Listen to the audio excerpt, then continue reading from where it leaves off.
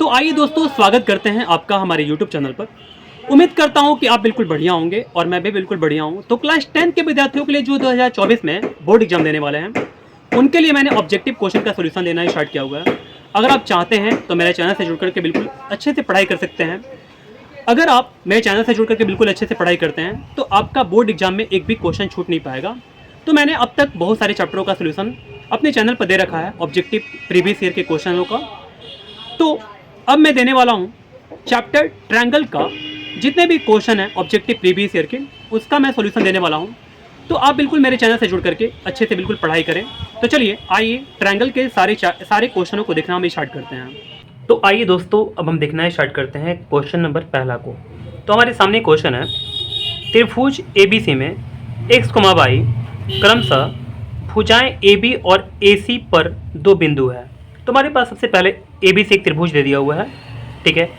तो मैंने यहाँ पर ABC एक त्रिभुज बना लिया, ठीक है ना। यहाँ पर A है, B है और C है, ठीक है। ये एक त्रिभुज हुआ। अब आगे क्या बोला, x y जो है ना क्रमशः भुजाएं AB और AC पर दो बिंदु हैं।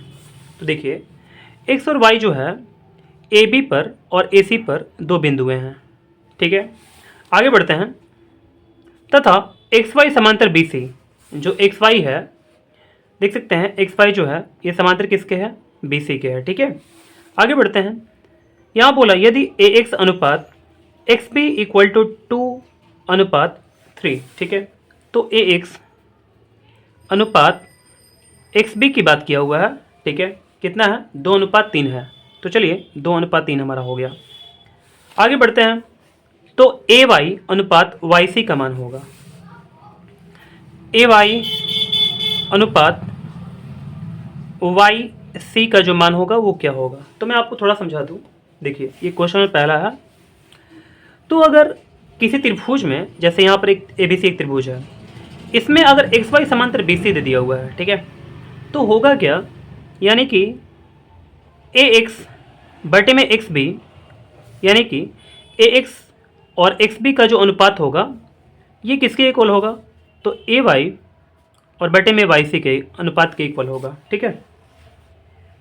तो चलिए इसके बाद हम इसको आगे वैल्यू को जो भी हमारे पास दिया हुआ है उसको हम लोग पुट कर देते हैं। जैसे देखिए AX और XB का जो अनुपात है ये 2:3 है। तो मैं यहाँ पर 2:3 भर लूँगा।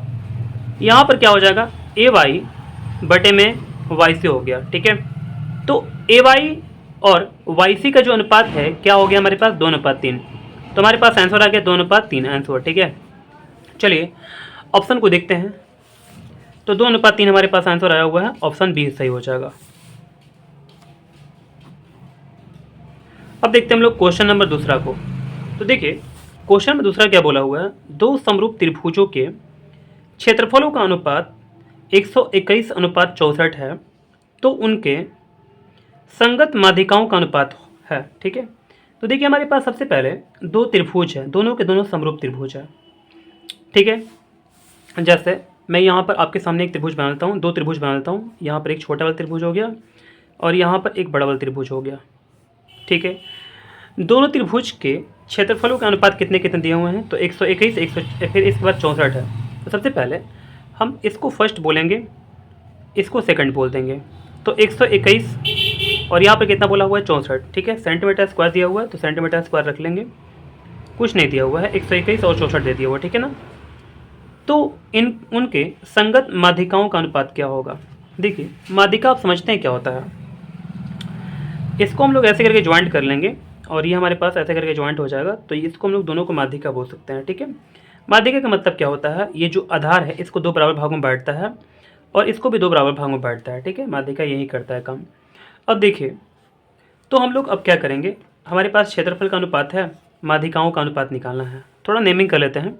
जैसे यहाँ पर ABC हो गया, यहाँ पर PQR हो गया, ठीक है। तो देखिए एरिया ऑफ ट्रायंगल ABC बटे में area of triangle PQR equal to क्या होगा।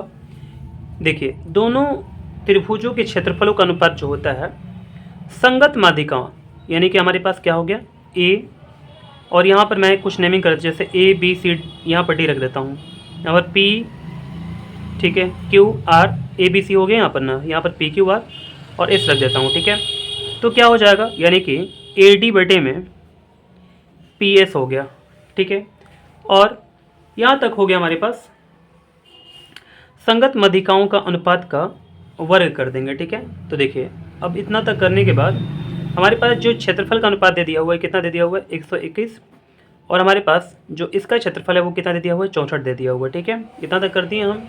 अब देखिए यहाँ पर जो ए डी और बटे में पी एस है, इसका स्क्वायर अगर लगा हुआ तो इधर अंडर रूट में अगर कन्वर्ट हो जाएगा। 121 का जो वर्गमूल होता है वो क्या होता है 11, और 64 का वर्गमूल क्या होता है 8 होता है। तो ए डी और बटे में पी एस जो होगा, यानी कि ए डी और पी एस का जो अनुपात होगा वो 11:8 हो जाएगा, ठीक है। तो चलिए क्वेश्चन नंबर 2 के लिए हमारे पास आंसर जो आया, माध्यिकाओं का जो अनुपात आया ये 11:8 आ गया, ठीक है। तो देखिए ऑप्शन देखते हैं, 11:8 यानी कि ऑप्शन ए में है, ठीक है। तो चलिए ऑप्शन ए हमारा सही हो गया। अब देखते हैं हम लोग क्वेश्चन नंबर 3 को, ठीक है। तो देखिएगा क्वेश्चन नंबर 3 हमारे सामने है, दो समरूप त्रिभुजों के परिमाप क्रमशः 30 सेंटीमीटर और 20 सेंटीमीटर है, ठीक है। तो हमारे पास दो त्रिभुज है और दोनों त्रिभुज के जो परिमाप दिए हुए हैं वो 30 और 20 सेंटीमीटर दे दिए हुए हैं, ठीक है ना। तो सबसे पहले आपके सामने मैं एक त्रिभुज बनाता हूँ। जैसे यहाँ पर एक त्रिभुज हुआ और एक हमारे पास यहाँ पर त्रिभुज हो गया। इसका जो परिमाप है कितना है 30 सेंटीमीटर, और इसका जो परिमाप है इसका कितना हो गया 20 सेंटीमीटर हो गया, ठीक है। चलिए आगे बढ़ते हैं हम। अब आगे क्या बोला, पहले त्रिभुज की एक भुजा की लंबाई 18 सेंटीमीटर, तो दूसरी त्रिभुज की संगत भुजा की लंबाई होगी।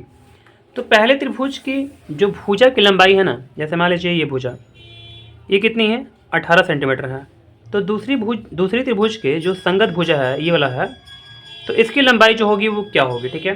तो देखिएगा 18 ही ना है, थोड़ा सा एक बार कंफर्म कर लेते हैं जी, बिल्कुल 18 है, ठीक है। दूसरी त्रिभुज की संगत भुजा की लंबाई हम लोग निकाल देंगे। देखिए मैं बताता हूँ आपको ये कैसे निकलेगा। देखिए अगर हमारे पास दोनों त्रिभुज हमारे पास दिए हुए हैं, दोनों का जैसे मान लीजिए कि ए बी सी है और यहाँ पर क्या है पी क्यू आर है, ठीक है। तो त्रिभुज ए बी सी का परिमाप बटे में क्या है त्रिभुज पी क्यू आर का परिमाप बराबर पता है क्या होगा, संगत भुजाओं का अनुपात कर लेंगे यहाँ पर, जैसे ए बी और बटे में क्या हो जाएगा पी क्यू हो जाएगा। तो देखिए भुजाओं का जो अनुपात होगा परिमाप के अनुपातों के इक्वल होगा, ठीक है। तो देखिए परिमाप जो हमारे पास है ये कितना है 30 है, 30 रख लेंगे। ये इसका परिमाप कितना है तो 20 है, तो 20 रख लेंगे, ठीक है। बराबर ए बी जो हमारे पास दिया हुआ है ये हमारे पास 18 है, तो पी क्यू इसका संगत भुजा हो जाएगा, तो पी क्यू का मान निकाल देंगे। देखिए 0 से 0 कटा लेंगे, ठीक है, और 3 छक्का 18 हो जाएगा। तो हमारे पास पी क्यू का जो मान आ गया वो 6 दूनी का कितना आ गया 12 आ गया। यहाँ तक बात समझ रहे हैं सेंटीमीटर। अब देखिए यहाँ तक आप बात समझ गए। अब मैं आगे बढ़ता हूँ। देखिए क्वेश्चन नंबर 3 के लिए ऑप्शन जो हमारे पास होगा ऑप्शन डी है 12 सेंटीमीटर, ठीक है। तो ऑप्शन डी मैच कर गया। अब हम देखते हैं क्वेश्चन नंबर 4 को। तो देखिए क्वेश्चन नंबर 4 हमारे सामने है, एक समबाहु त्रिभुज का क्षेत्रफल 36√3 सेंटीमीटर स्क्वायर, तो इसकी भुजा है। हमारे पास समबाहु त्रिभुज का क्षेत्रफल 36√3 दे दिया हुआ है। तो आपको बता दूं हमारे पास एक समबाहु त्रिभुज है। समबाहु त्रिभुज का मतलब होता है तीनों भुजा बराबर। कितना है क्षेत्रफल तो 36√3 सेंटीमीटर स्क्वायर है, ठीक है। चलिए अब बोला हुआ है कि इसकी एक भुजा क्या होगी, ठीक है, इसकी भुजा क्या होगी। तो आपको बता दें कि जो समबाहु त्रिभुज का क्षेत्रफल का फॉर्मूला होता है, समबाहु त्रिभुज का क्षेत्रफल का जो फॉर्मूला होता है वो क्या होता है, यानी कि √3/4 गुणे भुजा स्क्वायर, ठीक है। अब देखिए हमारे पास समबाहु त्रिभुज का क्षेत्रफल जो होगा वो कितना हो जाएगा 36√3 बराबर कितना हो गया √3/4 हो गया, ठीक है। √3 से √3 कैंसिल हो जाएगा, और देखिए यहाँ पर भुजा स्क्वायर है तो यहाँ पर भुजा स्क्वायर को हम लोग लिख देते हैं। अब देखिए 36 में और 4 में हम गुणा कर देंगे तो क्या होगा 36 चौका 6 चौका 24 का 4 हासिल 2 4 3 12 12 2 14, ठीक है। बराबर क्या हो जाएगा, भुजा, और स्क्वायर है ना तो इधर आकर के अंडर रूट में कन्वर्ट हो जाएगा। तो जो 144 का वर्गमूल होता है वो क्या होता है, 12 होता है। तो 12 हमारे पास क्या हो जाएगा, सेंटीमीटर, यानी कि भुजा का मान हमारे पास जो आ गया ये 12 सेंटीमीटर आ गया। ठीक है, तो चलिए क्वेश्चन नंबर 4 के लिए हमारे पास आंसर क्या आ गया, 12 सेंटीमीटर। देखते हैं ऑप्शन कौन सा मैच करता है। तो क्वेश्चन नंबर 4 12 सेंटीमीटर जो है ये ऑप्शन सी में हो गया। ठीक है, चलिए हमारा ऑप्शन मैच कर गया है, ऑप्शन सी। अब हम देखते हैं क्वेश्चन नंबर 5 को। तो देखिए क्वेश्चन नंबर 5 हमारे सामने है, एक समबाहु त्रिभुज का क्षेत्रफल 36√3 सेंटीमीटर स्क्वायर, तो इसकी भुजा है।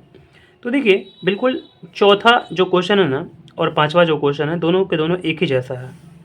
ठीक है, तो हमारा आंसर पहले में क्या आया था, क्वेश्चन नंबर 4 में हमारे पास आंसर आया था 12, तो इसमें तो 12 है नहीं। ठीक है, तो ऑप्शन नंबर 12 में नहीं है अगर, तो हम लोग 12 को यहाँ पर एक छोड़ दिया हुआ है। ठीक है ना, तो हम लोग ऑप्शन बी मार लेंगे। ठीक है, तो थोड़ा ऑप्शन यहाँ पर मिस्टेक कर दिया हुआ है, समझ की बात को ना। क्वेश्चन अगर एक ही जैसा है तो आंसर भी एक जैसा आना चाहिए।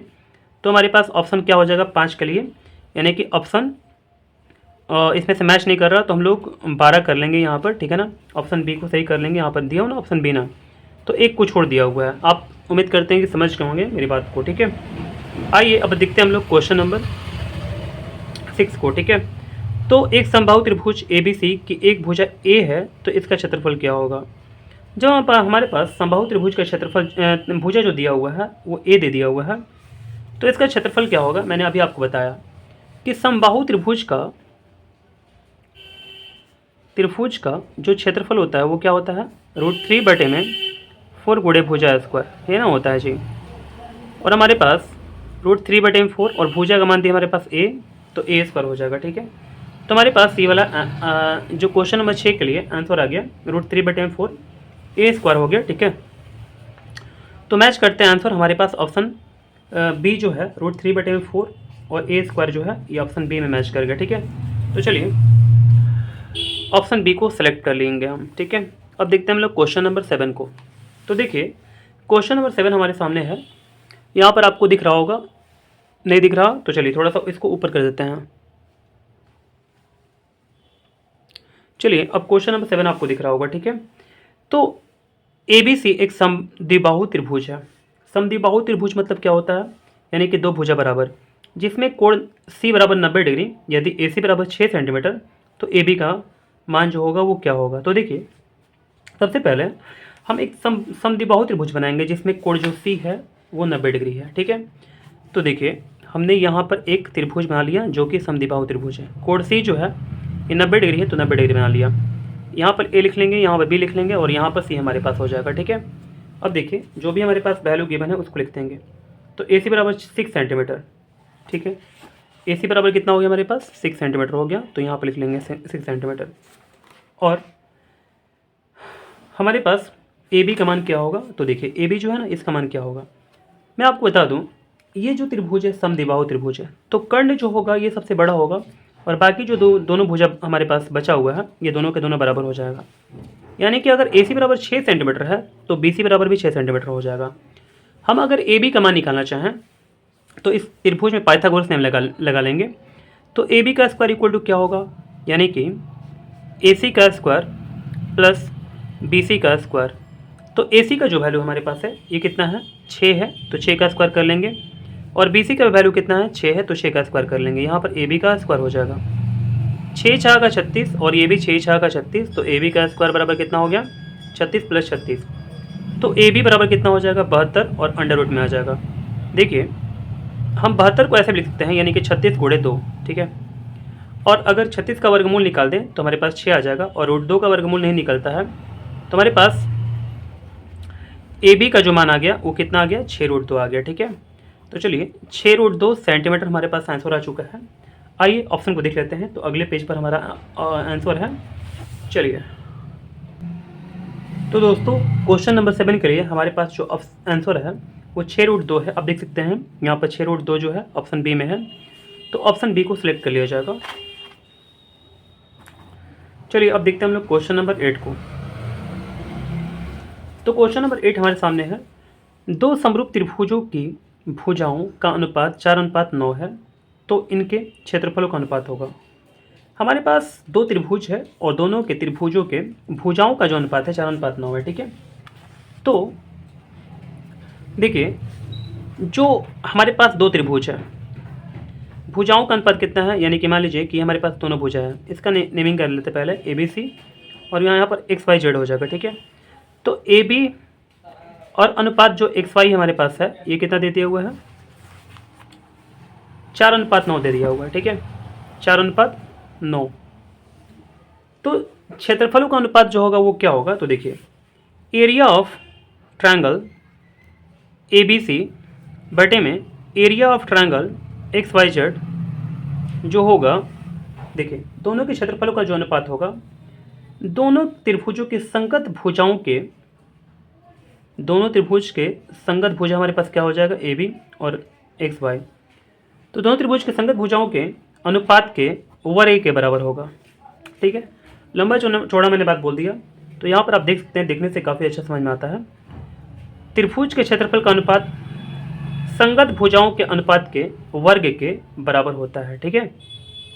देखिए, हमारे पास जो AB का मान दे दिया हुआ है ये 4 है, और XY AB अनुपात XY जो है 4:9 है। तो यहाँ पर 4:9 कर लेंगे, इसका स्क्वायर कर लेंगे। अब देखिए, तो हमारे पास एरिया ऑफ ट्रायंगल ABC और बटे में एरिया ऑफ ट्रायंगल क्या आ जाएगा हमारे पास, XYZ इक्वल टू, पता है कितना हो गया, तो 4 चौका 16 और 9 9 81 आ गया, ठीक है। तो हमारे पास ये आंसर आ चुका है, 16:81 आ चुका है, ठीक है। तो देखिए, क्वेश्चन नंबर 8 के लिए हमारे पास आंसर क्या आ गया, यानी कि 16:81, यानी कि ऑप्शन डी मैच कर गया। चलिए, ऑप्शन डी मैच कर गया हमारा। अब हम देखना स्टार्ट करते हैं क्वेश्चन नंबर 9 को। तो देखिए, क्वेश्चन नंबर 9 हमारे सामने है, यदि त्रिभुज ABC और त्रिभुज DEF समरूप है, तो हमारे पास दो त्रिभुज जो है ना वो बिल्कुल समरूप है, तथा BC equal to 4 centimetre, EF equal to 5 centimetre, तथा त्रिभुज ABC का क्षेत्रफल है ना। तो देखिए, मैं आपको समझाता हूँ ये क्वेश्चन बोल कर रहा है। हमारे पास दो त्रिभुज है, ABC और त्रिभुज DEF, ठीक है। तो चलिए, सबसे पहले मैं एक त्रिभुज को बना लेता हूँ, ठीक है। त्रिभुज ABC और त्रिभुज क्या हो गया, DEF, समझ गए। तो हमारे पास दो त्रिभुज हो गया। अब देखते हैं, तो दोनों के दोनों समरूप त्रिभुज है, ठीक है। BC equal to 4 centimetre, EF equal to 5 centimetre. BC equal to कितना है, 4 सेंटीमीटर है, और EF इक्वल टू कितना है, 5 सेंटीमीटर है, ठीक है। आगे बढ़ते हैं। अब क्या बोला, तो त्रिभुज ABC का क्षेत्रफल होगा। त्रिभुज ABC का जो क्षेत्रफल होगा ये क्या हो पाएगा, समझ गए। तो देखिए, मैं आपको बता दूं, ये क्वेश्चन जो है ना ये बिल्कुल रॉन्ग है, ठीक है। इसका अगर क्षेत्रफल देता और इसका क्षेत्रफल पूछता तो हम बता सकते थे, या दोनों में से किसी, इसका भी क्षेत्रफल देता तो इसका क्षेत्रफल पूछता तो हम बता देते। लेकिन इसमें पता है, इसमें केवल भुजा का अनुपात दे दिया हुआ है और कुछ इसके अलावा दिया नहीं है, तो हम लोग इसका आंसर नहीं फाइंड कर सकते हैं, ठीक है। तो ये क्वेश्चन ही बिल्कुल गलत है। चलिए आगे क्वेश्चन देखते हैं, क्वेश्चन नंबर 10 को देखते हैं, ठीक है।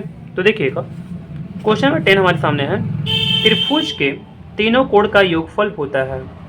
तो हमारे पास त्रिभुज के तीनों कोण का जो योगफल होता है ये तो बहुत सिंपल है, 180 डिग्री हो जाएगा इसका आंसर, ठीक है, ऑप्शन बी। तो क्वेश्चन नंबर 10 के लिए ऑप्शन हमारे पास बी हो जाएगा, 180 डिग्री। अब देखते हैं हम लोग क्वेश्चन नंबर 11 को। तो देखिए, क्वेश्चन नंबर 11 हमारे सामने है, यहाँ पर देख सकते हैं आप, त्रिभुज PQR में PQ इक्वल टू PR, ठीक है। तो हमारे पास त्रिभुज दे दिया हुआ है PQR, इसमें PQ इक्वल टू PR है। चलिए हम भी एक त्रिभुज बना लेते हैं, PQR। तो PQ बराबर PR है, मैंने भी यहाँ पर दोनों को बराबर कर लिया। अब देखते हैं आगे। अब बोला कि कोण Q बराबर 40 डिग्री, ठीक है। जो कोण Q है ये कितना है, 40 डिग्री है। तो अगर ये दोनों भुजा बराबर है, त्रिभुज का दो भुजा अगर बराबर होता है तो सम्मुख कोण बराबर होते हैं, तो ये भी क्या हो जाएगा, कोण 40 डिग्री हो जाएगा, ठीक है। क्योंकि आमने सामने कोण है ना इस भुजा के, ये जो PQ है और PR है, जो दोनों अगर बराबर होते हैं तो हम लोग दोनों को क्या करेंगे, बराबर कर देंगे, ठीक है। अब देखते हैं हम लोग आगे। तो क्या बोला, कोण P बराबर क्या होगा। तो देखिए, कोड P का मान हमको निकालना है, ठीक है। तो कोड P जो हमारे पास है ये वाला है, तो इसका कोड का मान निकालना है, ठीक है। तो देखिएगा ये तो बहुत सिंपल है। अगर हम तीनों कोड की बात करें तो तीनों कोड मिलाकर के 180 डिग्री का होता है। तो 180 डिग्री हो गया तीनों कोण मिला करके, और हमारे पास दो कोण का मान जो है वो कितना दे दिया हुआ है 40 यानी कि 80 हो जाएगा। घटाने पर तीसरा कोण का मान निकल जाएगा, तो 180 में से 80 घटाएंगे कितना मिलेगा 100 डिग्री। तो चलिए आइए ऑप्शन को सिलेक्ट करते हैं। क्वेश्चन नंबर 11 के लिए हमारे पास ऑप्शन कौन सा मैच कर रहा, तो 100 डिग्री है, ऑप्शन डी है, लेकिन ऑप्शन ए इसमें बोला हो। तो सबसे पहले मैं ये ऑप्शन जो हमारे पास डी आया हुआ है इसको सही करेंगे हम, ठीक है ना। तो चलिए ऑप्शन नंबर डी हमारे पास सही हो चुका। अब हम बढ़ते हैं आगे। तो आइए दोस्तों अब देखना स्टार्ट करते हैं क्वेश्चन नंबर 12 को।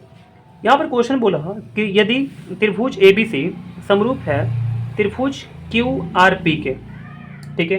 तो सबसे पहले हम अपनी कॉपी पर ABC त्रिभुज बना लेंगे, ठीक है। ये ABC हमारे पास हो गया, और एक और त्रिभुज की बात किया हुआ है QRP की।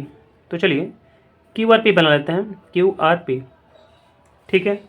हालांकि यहाँ पर छोटा बड़ा बना दिए हम, ठीक है ना। तो चलिए अब देखते हैं हम लोग आगे। यहाँ बोला कि यहाँ पर एरिया लगा दीजिएगा, एरिया ऑफ ABC बटे में एरिया ऑफ PQR बराबर 9:4। तो एरिया ऑफ ABC जो है ना और एरिया ऑफ PQR जो है, एरिया ऑफ ट्रायंगल ABC बटे में एरिया ऑफ ट्रायंगल PQR कितना दे दिया 9:4। देखिए मैंने तो ABC को थोड़ा छोटा बनाया हुआ है और PQR को बड़ा बनाया हुआ है, लेकिन ABC जो होगा ये बड़ा हो जाएगा, क्योंकि आप देख सकते हैं यहाँ पर जो हमारे पास वैल्यू है ये ABC के लिए 9 है और PQR के लिए 4 है, ठीक है। यहाँ तक बात समझ गए आप। देखिए मैं थोड़ा सा ज़्यादा इसमें ख़राब कर दिया इस फिगर को, ठीक है। तो आप समझ सकते हैं 9 यहाँ पर दिया हुआ था, इसी चलते बड़ा करना पड़ा, ये छोटा दिया हुआ है इसी चलते इसको छोटा कर दिए, ठीक है। अब देखिए आगे क्या बोला है। देखिए क्वेश्चन नंबर 12 के लिए तो हमारे पास AB = 18 दे दिया हुआ है, ठीक है। AB = कितना दे दिया हमारे पास 18। तो चलिए AB = मैं लिख देता हूँ यहाँ पर 18। आगे देखते हैं और क्या बोला हुआ है, BC = 15 दे दिया हुआ है, ठीक है। जो हमारे पास BC है ये कितना दे दिया 15 सेंटीमीटर। और क्या बोला हुआ है, तो PR जो होगा वो क्या होगा, PR हमारे पास ये वाला है, PR = क्या होगा, समझ गए ना। अब देखिए मैं आपको समझाता हूँ। अगर दो त्रिभुज के क्षेत्रफलों का अनुपात जो होता है, दो त्रिभुज के क्षेत्रफलों का अनुपात, तो हमारे पास area of triangle ABC area of triangle PQR जो होगा वो किसके बराबर होगा, दोनों त्रिभुज के संगत भुजाओं के अनुपात के वर्ग के बराबर होगा। इसका मतलब क्या, दोनों त्रिभुज के अगर संगत भुजा को देखें तो BC और यहाँ पर हमारे पास क्या है PR है, तो अनुपात तो हो गया, इसके वर्ग कर देंगे तो वर्ग के बराबर होगा, ठीक है। तो चलिए हमारे पास इतना सब कुछ आ गया। अब देखते हैं हमारे पास जो क्षेत्रफल का अनुपात है ना ये दे दिया हुआ है, कितना दे दिया हुआ है 9/4 दे दिया हुआ है। तो चलिए 9/4 कर लेते हैं, पहले 9/4 हो गया। BC जो हमारे पास है ये 15 है, देख सकते हैं यहाँ पर BC = कितना है 15 है। PR हमारे पास क्या है नहीं पता, ये हमको फाइंड करना है, इधर स्क्वायर कर लेंगे। अब देखिए अगर इसको हम लोग आगे सॉल्व करें तो अंडर रूट में 9/4 = 15/PR हो जाएगा। देखिए 9 का जो वर्गमूल होता है ये 3 होता है, 4 का वर्गमूल 2 होता है, तो 15 में क्या हो जाएगा PR हो जाएगा, 3 × 5 = 15। तो जो PR का मान होगा ये कितना आ गया 10 सेंटीमीटर, ठीक है। यहाँ तक समझ के बात को ना। अब देखते हैं क्वेश्चन नंबर 13 को। तो चलिए क्वेश्चन नंबर 13 को देखने से पहले थोड़ा सा ऑप्शन मैच कर लेते हैं, ऑप्शन कौन सा मैच करता है हमारा क्वेश्चन नंबर 12 के लिए। देखिए हमारे पास आया आंसर 10 आया हुआ है, तो ऑप्शन B मैच कर गया, ठीक है ना। तो चलिए ऑप्शन B को सिलेक्ट कर लेंगे हम। अब देखेंगे हम लोग क्वेश्चन नंबर 13 को। तो देखिए क्वेश्चन नंबर 13 हमारे सामने है, यदि त्रिभुज PQR में PR² = PQ² + QR² तो Q बराबर क्या होगा। ये बहुत ही आसान क्वेश्चन है, इसको सिंपल बोल दीजिए कि 90 डिग्री होगा, ठीक है। ऑप्शन डी हो जाएगा। मैं आपको समझाता हूँ, थोड़ा देखिएगा। देखिए दो भुजाओं के वर्गों का जो योग है ना, दो भुजाओं के वर्गों का योग जो है ये तीसरी भुजा के वर्ग के बराबर है। तो मैं आपको समझाता हूँ, जैसे देखिए हमारे पास एक त्रिभुज दे दिया, यहाँ पर पी क्यू आर दे दिया, तो बोला है कि अगर पी आर का स्क्वायर करते हैं ये बराबर होता है पी क्यू के स्क्वायर और क्यू आर के स्क्वायर के इक्वल, तो हम लोग सिंपल बोल सकते हैं कि ये जो त्रिभुज होगा ये समकोण त्रिभुज होगा और जो क्यू कोण होगा जो ना कोण क्यू का जो मान होगा ये 90 डिग्री हो जाएगा। तो क्वेश्चन नंबर 13 के लिए हमारे पास जो आंसर आ गया क्यू के लिए ये कितना डिग्री आ गया, 90 डिग्री आ गया। ठीक है, ऑप्शन डी हो जाएगा। चलिए ऑप्शन डी को सेलेक्ट कर लेते हैं। अब देखते हैं हम लोग क्वेश्चन नंबर 14 को। तो देखिए क्वेश्चन नंबर 14 हमारे सामने है, थोड़ा सा इसको ऊपर कर लेते हैं। चलिए, तो क्वेश्चन नंबर 14 आपको बिल्कुल अच्छे से नजर आ रहा होगा। त्रिभुज पी क्यू आर में बिंदु एस और टी क्रमशः भुजाओं पी क्यू तथा पी आर पर इस प्रकार स्थित है कि S T equal to Q R. मैं समझाता हूँ एक करके। हमारे पास सबसे पहले पी क्यू आर एक त्रिभुज दे दिया। ठीक है, मैं भी एक त्रिभुज बना लेता हूँ पी क्यू आर नाम से। चलिए पी क्यू आर। अब देखिए क्या बोला आगे, तो बिंदु एस और टी जो है वो पी क्यू और पी आर पर इस प्रकार स्थित है कि दोनों के दोनों समांतर हो जाएगा, एस टी समांतर क्यू आर। तो देखिए एस जो है ये पी क्यू पर है और टी जो है ये पी आर पर है। एस टी पी क्यू पर एस है और यहाँ पर क्या हो जाएगा, एस टी हो जाएगा, पी आर पर टी हो जाएगा। ठीक है, अब देखिए अब यहाँ पर क्या बोला कि अगर हमने एस और टी को रख लिया पी क्यू और पी आर पर, तो यहाँ बोला कि एस टी समांतर क्यू आर। जो एस टी है ये समांतर किसके है, क्यू आर के है। ठीक है, एस टी समांतर क्या है, क्यू आर है। समझ के बात को ना। अब क्या बोला आगे, यदि P S equal to 1 centimetre. ठीक है, चलिए जैसे जैसे बोलेगा वैसे वैसे चलते चले जाएंगे। P S equal to 1 centimetre हो गया। ठीक है, अब देखिए क्या बोला, S Q equal to x minus 2। ठीक है, जो एस क्यू है ना ये एक्स माइनस 2 हो गया। समझ के बात को ना। अब देखते हैं आगे, P T equal to x plus 2 हो गया। जो हमारे पास पी टी है ये क्या हो गया, एक्स प्लस 2 हो गया। ठीक है, अब क्या बोला, तो तथा T R equal to x minus 1। T R equal to क्या हो गया, एक्स माइनस 1 हो गया। ठीक है, अब क्या बोला, तो x का मान होगा, जो हमारे पास x का मान होगा वो क्या होगा। देखिए हमको x का मान निकालना है। मैं आपको थोड़ा समझा दूं अच्छा से। इस त्रिभुज में पी क्यू आर त्रिभुज में एस टी जो है वो क्यू आर के समांतर है। अगर समांतर होता है तो हम लोग कैसे लिखते हैं, यानी कि पी एस और जो एस क्यू का अनुपात होगा वो किसके इक्वल होगा, पी टी और टी आर के अनुपात के इक्वल होगा। ठीक है, समझ गए। यानी कि जो एस टी होगा ना ये दोनों भुजाओं को समान अनुपात में विभाजित करेगा। ठीक है, चलिए पी एस का जो वैल्यू हमारे पास x है, x रख लूँगा। एस क्यू का जो वैल्यू हमारे पास x माइनस 2 है। पी टी का जो वैल्यू है हमारे पास कितना है, यानी कि x प्लस 2 है। और हमारे पास टी आर का जो वैल्यू है ये कितना है, x माइनस 1 है। ठीक है, देखिए थोड़ा सा गुणा कर देते हैं, क्रॉस मल्टीप्लिकेशन करेंगे। x में अगर x से गुणा करते हैं तो एक्स स्क्वायर, और x में 1 से गुणा करते हैं तो हमारे पास माइनस एक्स आ जाएगा। यहाँ पर आप देख सकते हैं a माइनस बी है और a प्लस बी है, तो इसका जो फॉर्मूला होता है ए स्क्वायर माइनस बी स्क्वायर हो जाएगा। समझ गए। अब देखिए हम लोग यहाँ पर एक्स स्क्वायर कैंसिल करा देंगे और minus x equal to minus 4 हो गया। ये माइनस माइनस कैंसिल हो जाएगा तो एक्स इक्वल टू कितना आ गया हमारे पास, 4 आ चुका।